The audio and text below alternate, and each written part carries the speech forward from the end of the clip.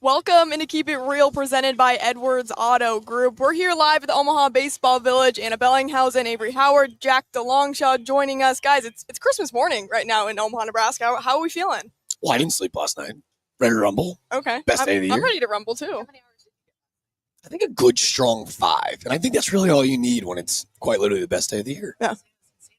Yeah. Santa is Coastal Carolina, then. That's the case. Without question. I get Coach Gilmore in the building, former champ, 2016. He's bringing all kinds of lovely presents for all these fans here in the Baseball Village. So, yeah, that's my pick. Yeah. All right. Well, Coastal Carolina, Arizona start us off.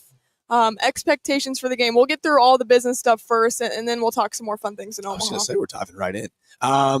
I think this is really fun. Obviously, the 2016 rematch of the national championship. But for those that haven't watched Coastal Carolina play yet this year, there is nothing mid-major. There's nothing Cinderella about it. And if you don't believe me, their head coach, Kevin Schnall, said the exact same thing to me. This is not a fluke. We are building for this. They got 3 arms that are 94 to 96. Throw hard, hit hard.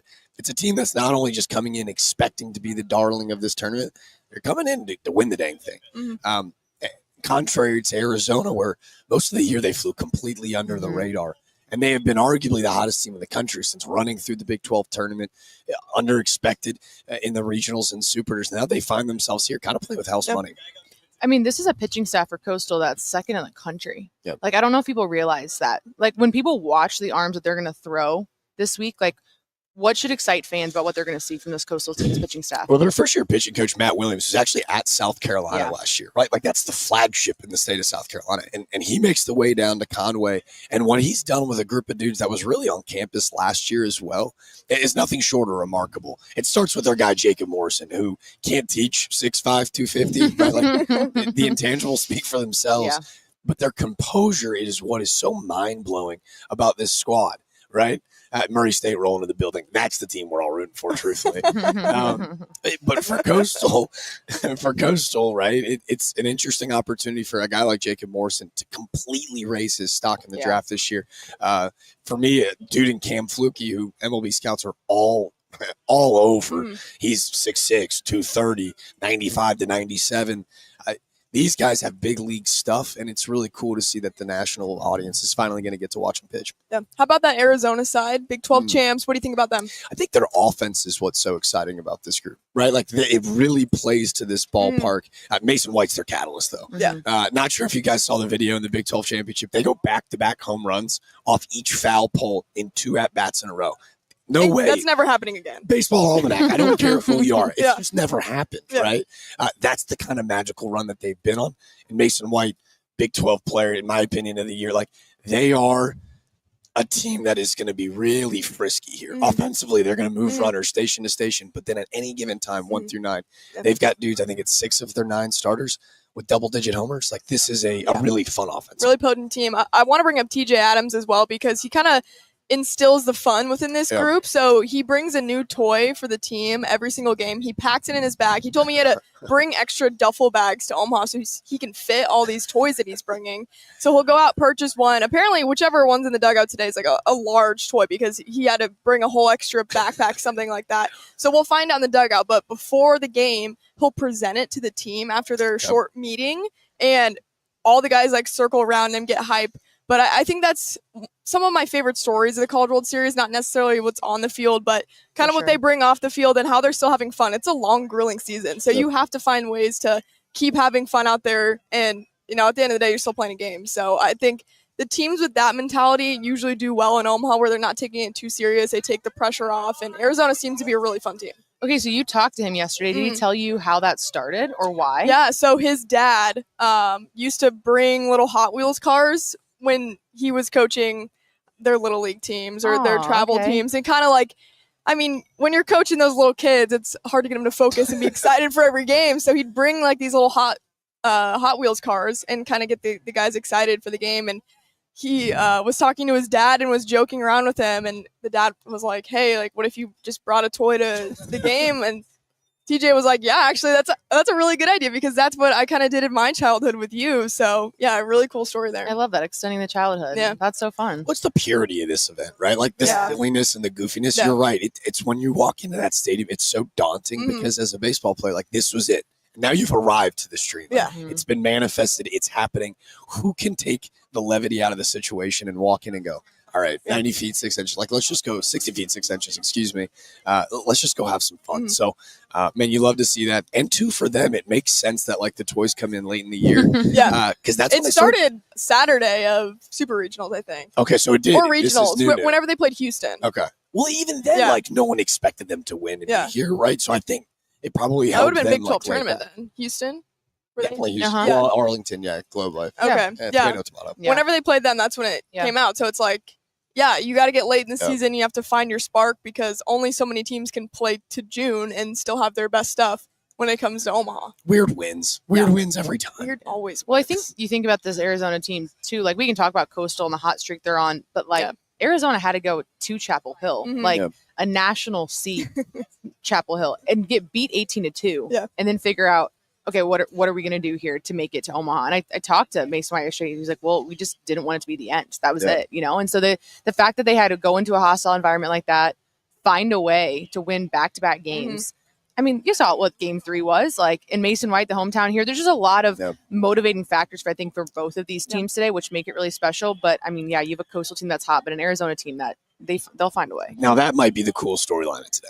Mason White, a hometown kid in 2016, right? He's like 12 years old. He said he cried when he watched his beloved Wildcats lose to this Coastal Carolina team. Right. Yeah. It's personal for him. His first game, right? Like it gives you goosebumps. Like Dad, Grandpa both played for Arizona. I know. Crazy really stuff. Cool. And they never came here. So he's the first of the 3 generations to come here, which is pretty cool. So there's a lot of fun stuff like that, which I think is cool. Well, moving on to our nightcap, Louisville, Oregon State. A Louisville team, I want to start with them that said they felt disrespected, at least from last year, not making that postseason tournament. 2 years in a row, they didn't make the NCAA tournament. Now they're back in Omaha. What do you like out of that Louisville team? What's different this year for them? I think I'm going to start with what's the same, right? Coach McDonald, who is, really the first like star-powered name-driven coach in the industry like a decade ago. Like he gets the big contract. All of a sudden, Louisville is the face of college baseball for a 3-4 year run. Well, it hasn't necessarily been as kind to him over the last 2-3 years. And I think what you've seen out of Coach McDonald this year in particular, he's become very faith-oriented, and he's just looking like he's having more fun again. And I think to me, as many guys as they lost in the portal last year, and it was a lot, right? To get a guy like Zion Rose to come back, and Coach McDonald to go, let's start having fun again. Like we just joked about the weirdness, but this sport, there's a ton of talent. Who is going to be the tightest knit group? When you get here, I know it sounds cliche as all get out. This is a group that loves playing together. Offensively, they've got 8 guys hitting over 300. To me, like the Catalyst really is Zion Rose. I know they've got some other dudes that are off to crazy starts in the postseason. And then from a pitching standpoint, they went through their lulls throughout the season, and Coach McDonald just kept reiterating the same thing. He's like, don't let us get healthy on the mound. Let us get healthy on the mound. We're good. And you see their dog on the mound, Mr. Forbes, who actually got to talk to his parents last night. They go, this will not faze him. Like, this is what he has wanted to do since he was 10. And there's a goofy element to his game. Yeah. There's nothing goofy about his fastball. That's the craziest rising fastball in our sport. But, I think, too, like a lot of different pieces to your point, but the guy at the top that's leading the way, he has helped provide a little bit of calmness around this event in particular. Yeah, you bring up Zion Rose, very interesting guy. So I got to talk to him. He takes manifestation really seriously, and I love that for him. And he writes down in his notebook every day, I'm the best baseball player in the nation. Today is going to be a great day. And I'm sure he's writing down, we will win this ball game today in his notebook. But just like the power of manifestation, I'm like, hey, did you manifest coming to Omaha? He's like, absolutely. Say it every day. He talks to himself in the mirror. Like, it's those little things sometimes that separate mindsets here in June too. I like that. Well, baseball is such a mental game. Yeah. Like such a mental game that I think it's cool when you hear these players who have figured out throughout their years of playing this, what's going to work for me and how do I keep myself in my lane to be the best person, plus teammate, best player for my team. And so when you hear these kids who are, whether they're 18 or they're 24, trying to figure out these practices that, might help them on a baseball field, but like these are life things that they're figuring out on their own because of the challenges this game presents. But I want to go back to the fun part again, too, because that's a very serious topic that they have to dial it in, but they know when to have the fun. Yeah. Like, I can't wait to watch this dugout tonight because they're like the Kentucky of last year a little bit. Everyone's got the hand motions. Everyone's got the dance moves. They've got something. And I think that's just so fun for all of us to witness when you come here because you're seeing all of these cultures, all these teams in the same place. being okay, that's fun. What's that? Okay, what is that? Where did that come from? And it's just all in the same place in Louisville. It's cool. They've got it figured out. Okay, I got to bring up one more story for Louisville. Tanner Shiver is a senior infielder, transfer from Tennessee Tech. He has a wedding June 20th that, I mean, if Louisville continues on their run, he's got to fly back to Kentucky for one day, go do his wedding, and then after his reception, he's flying back to Omaha. And this is an off day. Luckily, it panned out to be the off day. So he's got a busy schedule, and he's like, I'm gonna make it work. I'm totally fine. And I asked him, are you doing any of this wedding planning? And the real answer I think was no. But he's like, I've done a couple things. Let's be honest. There's not a man in the world that gets much say in the wedding planning world. Definitely not. But there's no way. There's no way this college student athlete is in that wedding planning. So shout out the fiance. Will you briefly explain? Will you briefly explain how this date came about, because I know the comments were not being very nice. Yes. So the date's been set prior to him even committing to Louisville. So he thought his career was over at Tennessee Tech, proposed to his fiance, I think in the winter of 23. And they set the date. Obviously, you have deposits, you have things to do. You got to get a venue. There's a lot of things that go into weddings. You don't just schedule a wedding let's 6 months before. December of 2023. That's a year and a half ago. Yeah, a year and a half ago. So he's at Tennessee Tech. He thinks his career's over. Then he gets some opportunities in the transfer portal. He's talking to these teams, and he's straight up saying to every team, like, hey, I got a wedding June 20th. Just so you know, if you recruit me, Louisville head coach, Coach Mack, is like, hey, totally okay. I hope it's a good problem to have. Yeah. Well, it's a good problem to have now. And what are you going to do? Reschedule the wedding? Like, you've already paid for all this stuff. Like, it's set. Like, people are traveling in for this wedding. Like, it has to happen. Well, ladies, I don't know if you heard my proposal theoretically that they get there. I don't want to jinx it for Louisville Nation, but 4-time Officiant of the Year nominee. You're talking to a man in the cloth. I have ordained, officiated 4 weddings. I think the Shivers should just move it out here. Yeah, maybe you should just have it at the Diamond. I think so too. Home plate. Come on. Yeah. That'd be great. All the family and friends can fan out in the infield. Mm. Yeah. To Tanner's fiance, I promise I won't use a pencil if you allow me to officiate your wedding. That's a call to action. It needs to happen. At least they can zoom you in the wedding, or maybe they'll have to zoom Tanner in on the wedding. Reception can be here at Old Matt. I mean, come on. Can you get married virtually? I bet that's happened during COVID. Yeah, I'm going to stop myself. There's a lot of puns I could take this down directionally, and I won't go there. But I do hear there are some Louisville boosters that if it does get to that point, that they're working on getting a private charter to fly in for the wedding. Stop. That would cool. be sick. And then I don't know how. I'm sure their honeymoon is probably, no offense to Omaha, probably a little bit nicer. It's a tropical one. He's keeping it a secret. I think it's going to be on delay, though, if he's playing on the championship series. So the problem is his honeymoon scheduled for June 21st. Man. So if they end up actually playing in the national championship, they have to cancel, and I'm pretty sure it's not refundable. So that's okay. She's coming to Omaha. And that's your new honeymoon. People are willing to spend on Jello shots. I got a weird feeling they're going to help him. You would have the best wedding reception in the entire world in Omaha, Nebraska, after winning a national championship. With the trophy. That's better than any tropical vacation, I would say. So yeah. It's tropical here. I'm enjoying all the players that are rolling in and out of here. It's kind of actually pretty funny. It is funny. Louisville just walked by. We're like, just talking about your teammate here. Want to jump on? Yeah. I would love that. We can make that happen. Okay, let's talk bracket 1. Okay. Jack, I saw your picks online with D1. I did. Are you staying with that? Are you changing it up now that you're on our podcast? What's going on? 10 toes down. Okay. I've never been more confident in my entire life that pandemonium will ensue here in Omaha. Okay. Should I announce it? Absolutely. For people that haven't seen your prediction, why don't you tell them what it is? Okay. Coastal Carolina out of the left side. So if you thought I wasn't going to go mid-major on the right, you're nuts. Murray State Coastal for the national championship next week. That would be insane. Come on. We're all for the mid-major over here. We're right. I've done it all year. I'm gonna fade the public every time. I can't help myself. But this one, right, being a mid-major guy myself, and you understand their journey. It's so dang relatable, and what's happening in football, basketball. Yeah. Right. It's so chalk. We had 4 1 seeds in March Madness. Right. The college football playoff is. We're due. You spend money, you're in. Here though. Yeah. This is roll the ball through the diamond, and it's time to go. And I think it would be really, really cool for not only these 2 teams, but really the entire college athletics landscape. But we also have proof, though. Every 8 years since 2000, the national champion has been a mid-major G5 school. Come on. Coastal in 16, Fresno in 08, Rice in 2000, right? So run it all the way through. Now you're asking yourself, well, that was 9 years ago. 2020 COVID, so we got rid of it. So it's 8 baseball seasons now. So it's like a reverse Olympic deal. I see. What I find cool about this too is that like we don't, like you say, we're not seeing it as much in your basketball, football. It's just because of how that sport's moved. Baseball, despite all the changes in college athletics, it's been interesting to witness how the effect of 2020 and recruiting, having brothers who went through that and trying to find a place to go when all these teams had 40 plus rosters or they couldn't recruit a class. And, these JUCOs are filled with D2 is packed with talent. And then you have a lot of these mid-majors who have all these leftovers of kids who should be playing the Division I level, could be an MLB scout. They just weren't able to get the eyes. So to see these teams that are at these levels produce the kind of like just what we're seeing from them. And I just think it's cool because a lot of these kids, they didn't have the D1 experience, right?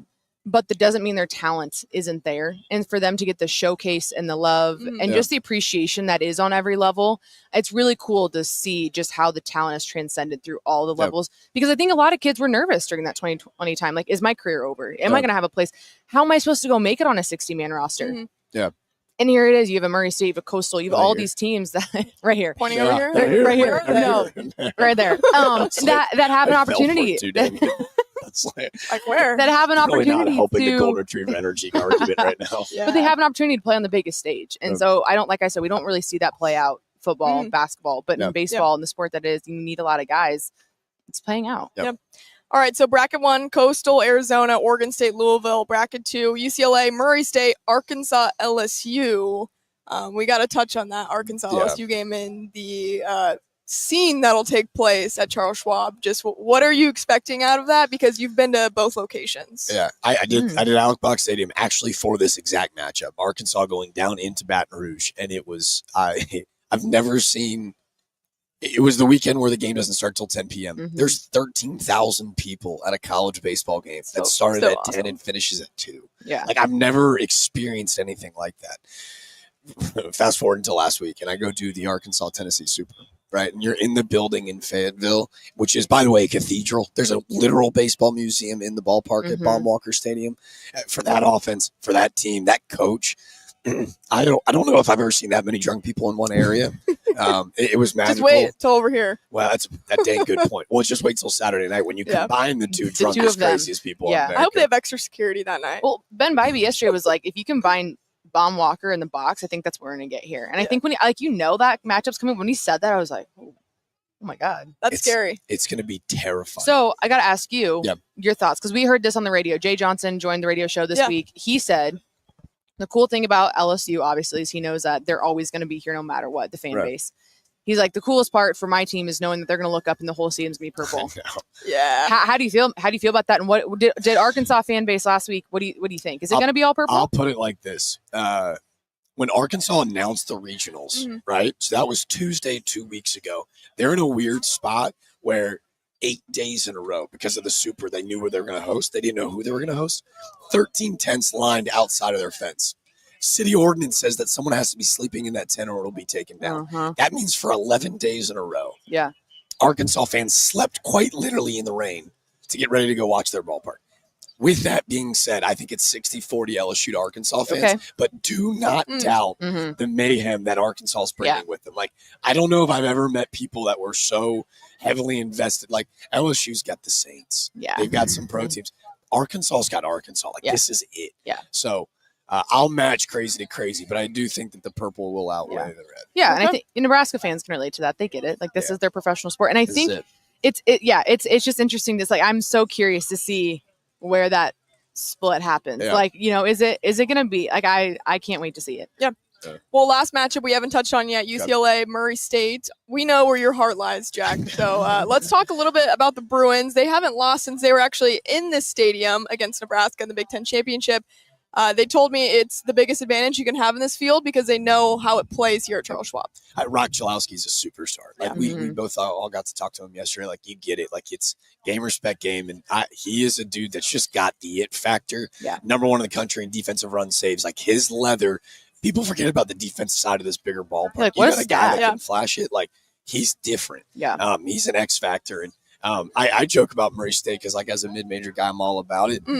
UCLA is almost felt like a bigger underdog as well. Yeah. D1 baseball's bracketology 0.28% of over 20,000 brackets submitted had UCLA in this. Yeah. Really? That's nuts. Yeah. And there, again, you go back a decade, like this is one of the most iconic brands in baseball, right? With Garrett Cole and Trevor Bauer and some of the names that are still playing in the big leagues.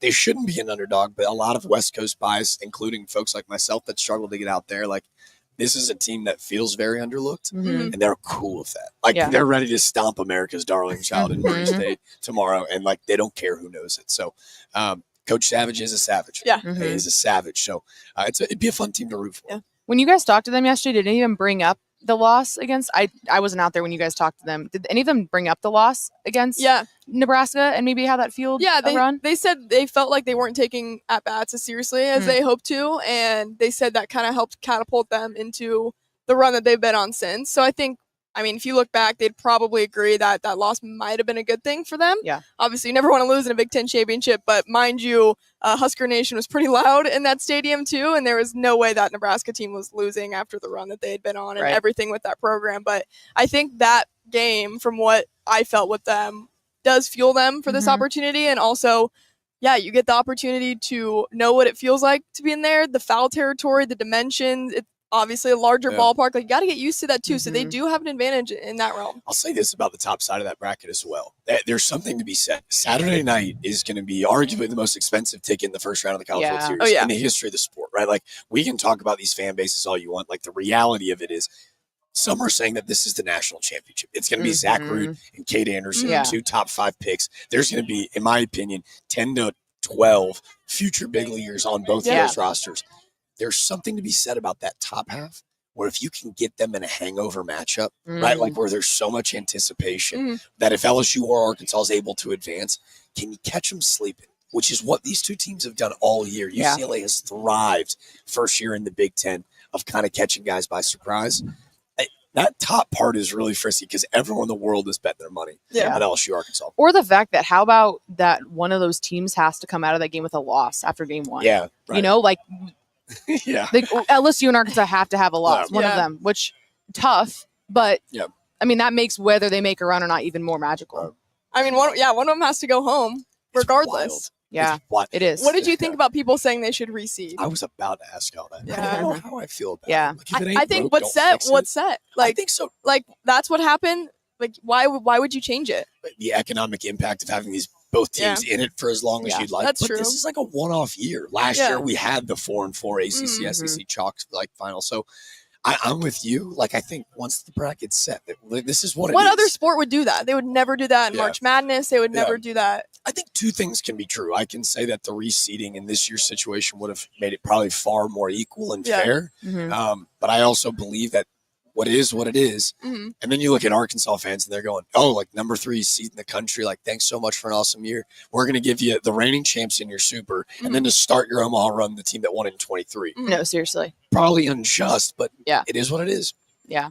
Okay. I feel like I'm seeing a lot of orange walk by, and I don't even feel like we've talked about them yet. Okay. Talk about the West Coast situation here. Like, this is a team, we're talking about fan base, it's harder to get out there. I mean, they have a really fun fan base. And I think that's why a lot of people in Omaha, they've either sided with maybe a Coastal or a Murray and those, underdog teams. But people love Beaver Nation. Like, what makes their environment so exciting? What makes their fan base easy to love? You can tell I've got a little bit of trauma here. I found out. I went and covered the SWAC tournament. Really, really awesome experience. It was at Rickwood Field.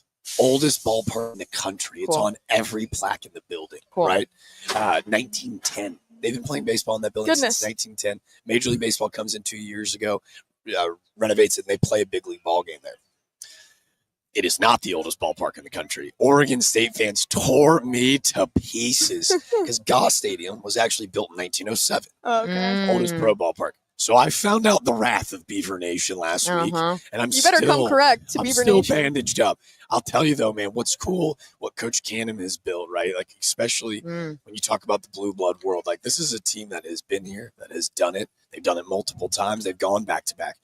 Coach Canham is the perfect guy to right this ship in this really untested waters, right? Like, they're an independent team this year. Yeah, how wild is that? To be a national team, that is crazy. Schedule the way that they have is nothing short of remarkable. Like, to get the RPI to a standpoint where they're still doing this, they've gone on the road. They've only had 21 home games. They went to Hawaii.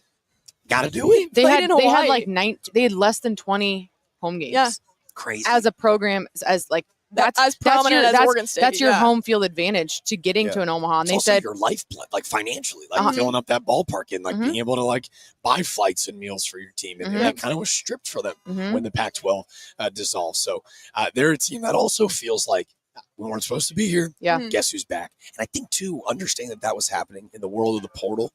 How much does it say about Coach Canham's group? Yeah. All of these dudes. I mean, he's got a top 10 pick. And Avarie. All they could have all transferred. They didn't. Stuck it out. And that says a lot about their program. Yeah.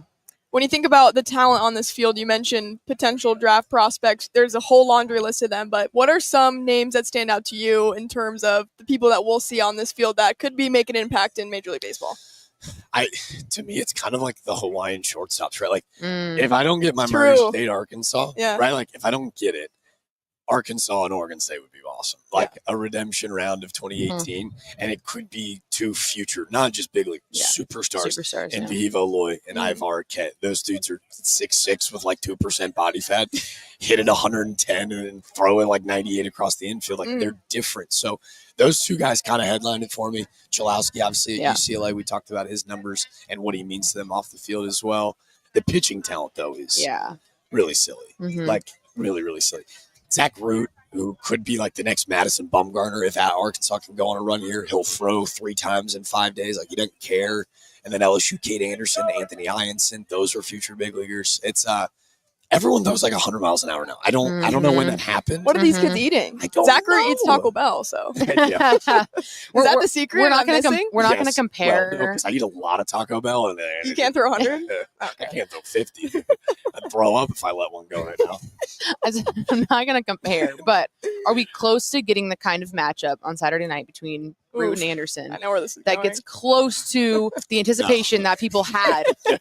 Yes, because I feel like I like last year. I don't remember people like thinking of a pitching matchup as much as we're hearing ahead of this game. Yeah. Like I heard a lot of people talking about the matchups, more or less. You know, your Laviolettes and versus like Tennessee. Yeah, like star power in terms of bats. I don't feel like we had a ton of matchup on the mound talk last year, unless I'm forgetting. No, I think you're right. A lot of them, like a lot of the stars, were offensive. Yeah, I know.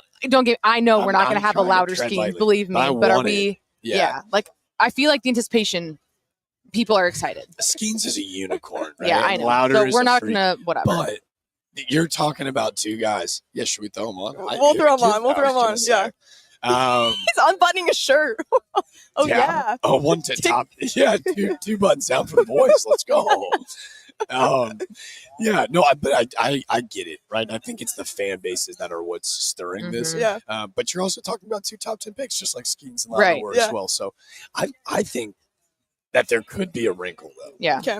I think Jay Johnson might not throw Anderson. And I've heard people say that. I think you keep him. I think he goes Ianson. Ianson, yeah. Ianson is a kid that I got the opportunity to interview. If y'all don't know this dude, he's a Saturday guy for LSU, San Diego transferred. I asked him, I go, man, like, is there a player cup or a guy that you love to watch and play the game? Like, what? Is there a dude that you maybe stole a little bit of their craft from? He goes, oh, yeah. I go, yeah, who's that, man? He goes, Chad Ochocinco. And I go, well, that was not the answer I was looking for. Chad Ochocinco. On the mound. Carry on. And he's like, oh, man, flair for the dramatic. Loved the big moments. And to me, this was a kid in Ianson who hit a 45-yard field goal when he was 12 years old. He was a 3-star football recruit out of high school. Baseball paid the way a little bit better. So I think he's a guy that will not, like, care about the craziness of this, won't put the pressure on himself. I'm not saying that would happen with Kate Anderson, but I think this dude's got the right like mental EQ to handle this night, and I think that's why Jay might lean to 2-4. I love it. Oh, so exciting here in Omaha. Is it a call to the pen? Let's bring in my friend Max. Yeah. So Max here traveled all the way from Tampa, Florida, to go to his first ever College World Series. Max, welcome to the show. How's it going? Are you shaking my hand? Yeah. I'm excited to be here. I'm just kidding. We're unbuttoning the shirt for the CWS. Yes. My girlfriend wanted the last. She's always like, unbutton the last one. I was like, no, that's too much. She's like, I want to see your chest. I was like, all right. I won't stop it. So we got 2 buttons undone. Tell us your impression of Omaha so far for the College World Series. You've been to the city before, but you've never been to the men's College World Series. So yeah, I grew up in a big city in the beach, and I'm like, man, do I want to go to Omaha? And then I get here a couple years ago. I was like, all right, Omaha's not too bad. It's got a nice sense of community. And then we just drove by. I was like, wow, this is a big event. So I was like, this is a pretty cool experience. We're definitely excited to be here. I haven't been anything like that. I'm kind of surprised. I went to the NFL draft a couple years ago, and it was nice because you got a whole bunch of fans from different sports teams celebrating each other, and that's kind of the vibe I'm getting here. A lot of people coming from all different parts of the U.S. to be here, and that's a pretty cool experience. That's awesome. Yeah. I mean, you got to get in the stadium. You're going to this game, correct? Yes, we're going Arizona and Coastal Carolina. Yeah. I'm rooting for Coastal. Okay. I'm a small school person, so I'm rooting for all the small schools. Give me Coastal. Give me Murray State. Hopefully making it far. Yeah. They have a great story. I'm looking forward to that one. That's awesome. What are you expecting in that ballpark? Will it live up to other ballparks that you've been to, you think? I think it's going to exceed expectations. Everybody's kind of just vibing here. I mean, I'm a Rays fan, and we get like maybe 6,000 people. So it'd be nice to have a sold-out stadium, people cheering. I'm excited for that. I'm expecting nice to actually see fans in seats. Florida's different. Like, you guys have so many different pro teams and whatnot. Like, we know how Nebraska fans are here to their athletic programs. Yeah. We don't have as many pro teams. We got pro volleyball, and that's really it. Yeah. But in Florida, you got everything. So how are college sports there? They're there, put it that way. So the thing with Florida is everything. There's so much to do in Florida that maybe people don't want to go to a baseball game. Maybe they want to go to the beach instead on a weekend. Mm-hmm. And so you're not competing with, other activities to do in that city. Here, in Omaha, I'm sure there's wonderful things to do like the Henry Doorly Zoo. Yep. But outside of a couple things here and there's not much to do. So why not come down to the College World Series? 100%. And so it's nice, see a lot of people here and experience the College World Series for the first time. I love it. Awesome. I'm excited to hear your perspective. Yeah, I'm excited. First time is the best. After you get in there. Yeah, we're excited. We're sitting, I think, first row in the outfield. So I mean, good spot. We're gonna get the full experience. Might sweat a little bit. I'm already hot. We just ran over here to make this. You're gonna have to go down 3 buttons. The shirt might come off. It might be that bad. The shirt might come all the way off. Now get some sunscreen. Are you buying a Coastal shirt? Oh, probably. Yeah, I'll probably get a few merch. So if we see a guy in teal front row, it's you. Yep. Yeah. So in the first half of the game, the teal shirt. The second half of the game, the shirt might be off. Okay. If a home run ball comes at you, are you grabbing it? Are you protecting your girlfriend here? Like, what are we doing? Oh yeah, I'm definitely. She says no. I'm definitely trying to catch the ball, and if it's Arizona that hits it, the ball's going back. If it's Coastal, I'm keeping it. Okay. I got to test out the arm a little bit, see what happens. We'll pay attention. All right. Yeah. Before we let you go, who's your national champion?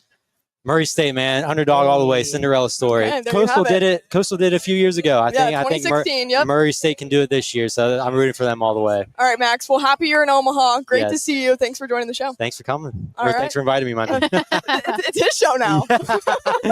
Thank you, guys. All right. Well, thank you guys for watching. Keep It Real. This was presented by Edwards Auto Group. We'll talk to you guys next time.